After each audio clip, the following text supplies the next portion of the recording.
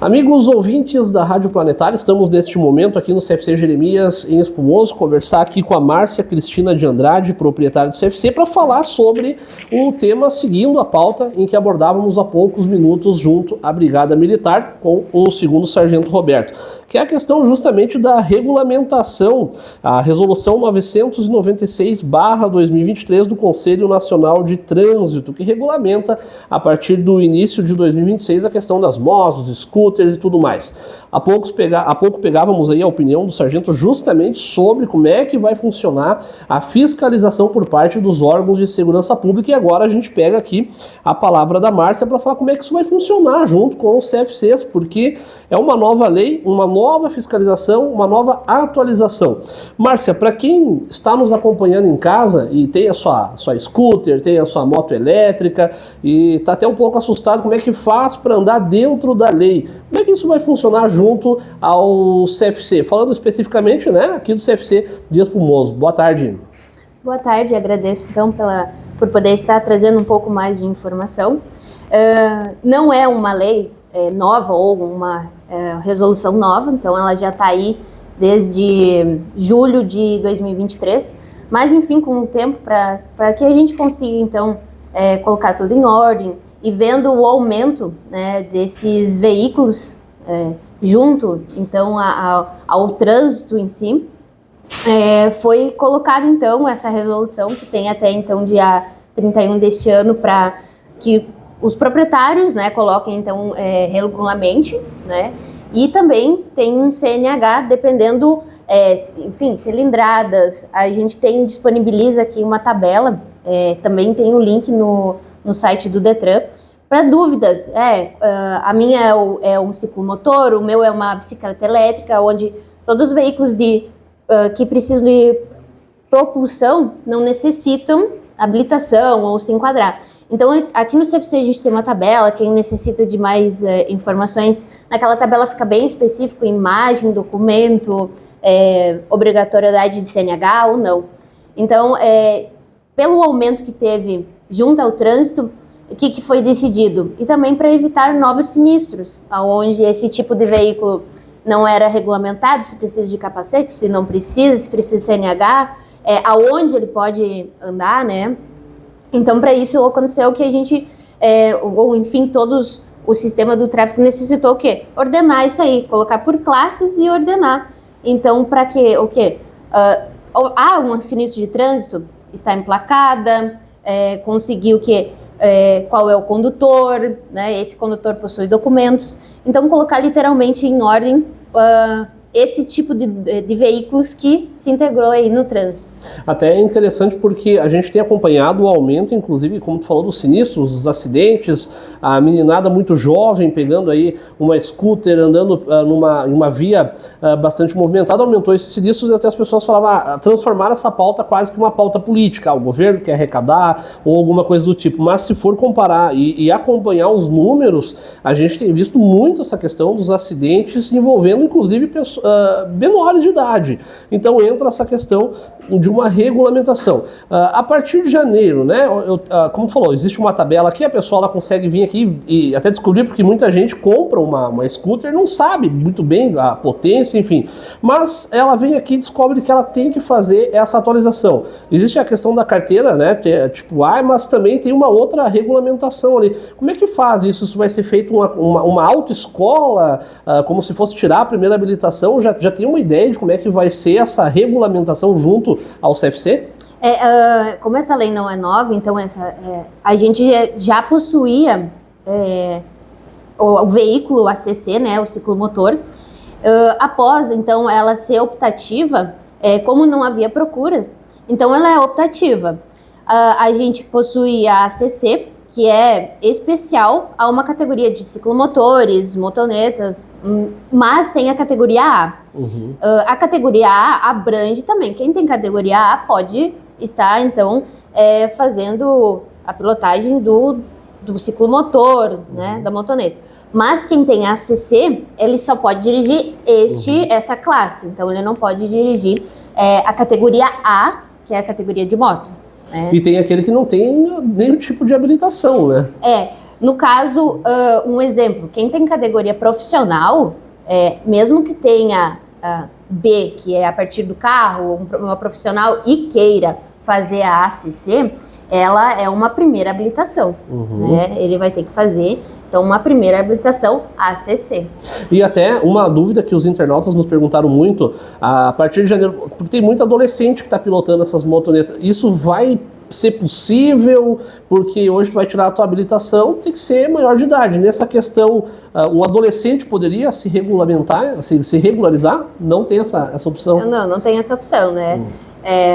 Hoje a gente vê um número de crianças em cima de um veículo, que hoje não tem nada de diferente de uma moto, sendo que quando a gente fala de um sinistro de trânsito, por que não acidente sim sinistro? É quando tem algo humano por trás, que poderia ser evitado, né?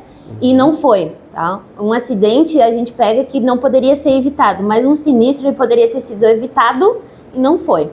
Então hoje um sinistro de trânsito entre 5 a 29 anos, a maioria são condutores de ciclomotores ou motos. Então, são condutores, então, os mais expostos, que hoje se elevam a um grau muito alto que se envolve no sinistro. Na dúvida, vem aqui no CFC e busca essa informação, as tabelas, como tu falou.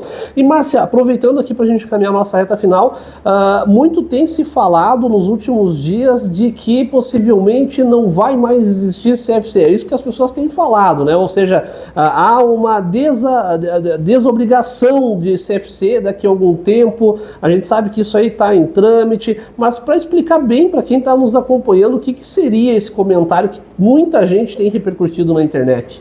Isso, há então uma votação em aberto, né? Até é importante que quem ainda não leu ou ainda não viu, tem a minuta e tem a votação que está aberta, é a consulta pública. É importante quem quiser tirar um tempo lá, fazer a consulta pública, onde tudo iniciou então pelo ministro, e também essa questão de colocar as obrigatoriedades que são hoje a teórica e prática, tirar elas algum montante ou extinguir os CFCs, hoje a gente não tem informação concreta de como vai ficar.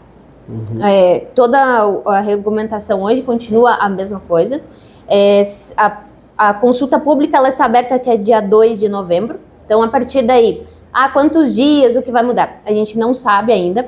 Tanto que hoje a gente está com a Câmara de Deputados, temos, sim, profissionais do trânsito, especialistas, né, como foi montado essa resolução por especialistas ou pelo CONTRAN, né, que são um órgão máximo que regulamenta. Essa minuta não passou pelo CONTRAN, não passou por especialistas, psicólogos, DETRAN, CFCs, médicos, que constituem, sim, que estão englobados dentro do trânsito. Então, hoje, pensar só no que o ministro colocou, ou que se coloca na redução de valores, e não pensar na educação do trânsito, vida, seguir o quê? Diretrizes do trânsito para o quê? A gente não precisar gastar, talvez, na saúde, né? Que são esses nossos sinistros de trânsito. Exatamente, quer dizer, atualmente é obrigatório. Você deixa bem claro que tem gente que às vezes vê uma notícia pela metade e já pensa, não, eu não preciso mais tirar a minha habilitação, posso pegar qualquer veículo. Não é bem assim, né?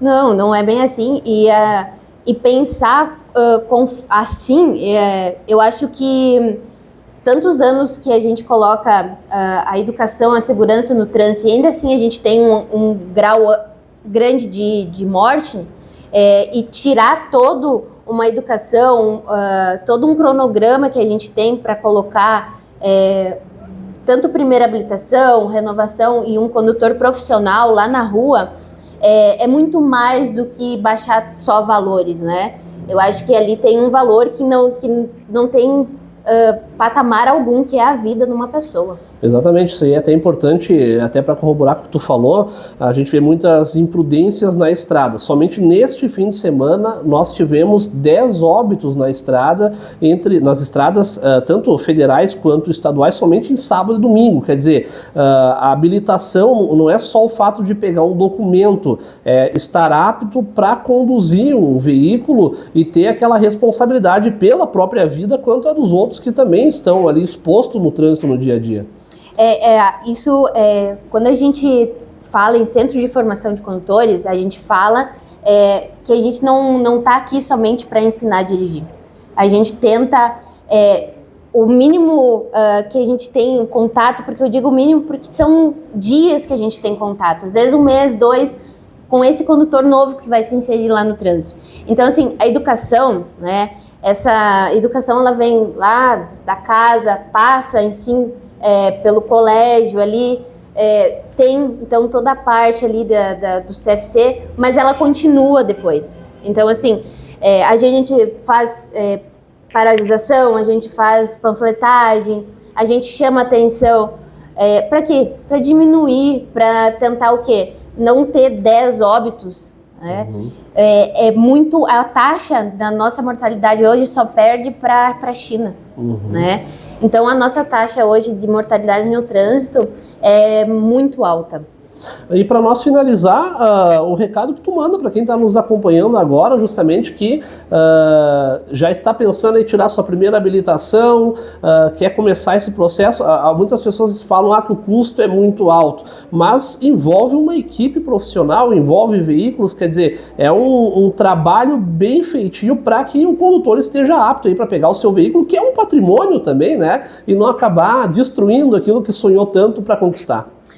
Isso, o CFC está aberto aqui para tirar dúvidas, está aberto aqui para receber novos condutores, né? Enfim.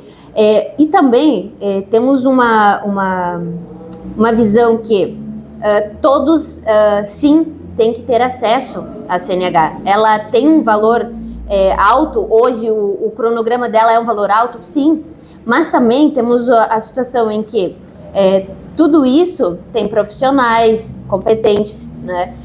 Temos, enfim, uma empresa normal que presta serviço e também temos que agora falar que este ano foi contemplado 3.000 pessoas pela CNH Social, né? Então, hoje, aumentar esse acesso com pessoas de baixa renda, aumentar esse número de CNH Social, para que o quê? As pessoas que sim, não têm este valor, consigam então ter o seu sonho, né, que é a CNH, é algo falado em todos os estados, não só no Rio Grande do Sul. A CNH social hoje vem para... hoje, aqui a gente mais ou menos fez uns 6 condutores que foi atendidos aqui. Então são condutores de adição, mudança, primeira habilitação, que saíram com a CNH, com a mesma qualidade, né, que um condutor que, enfim, fez o pagamento, mas a mesma qualidade, não perdendo. Então, ou seja, diminui-se o valor, né? Diminui-se o valor, mas não a qualidade do serviço que vai ser o motorista lá que a gente vai entregar lá no trânsito. Exatamente. Márcia, obrigado pela participação conosco, agradecer aqui ao CFC Jeremias por ter nos recebido nesta tarde, né, para um bate-papo especial aí, tirando as dúvidas de quem está nos acompanhando agora, inclusive ao vivo aí pela Rádio Planetário. Eu volto para a redação agora, novamente obrigado ao CFC Jeremias, um grande abraço, inclusive a toda a equipe aqui do CFC que faz um trabalho belíssimo. Eu volto para a redação, o jornalista Fernando Cooper para a Rádio Planetário.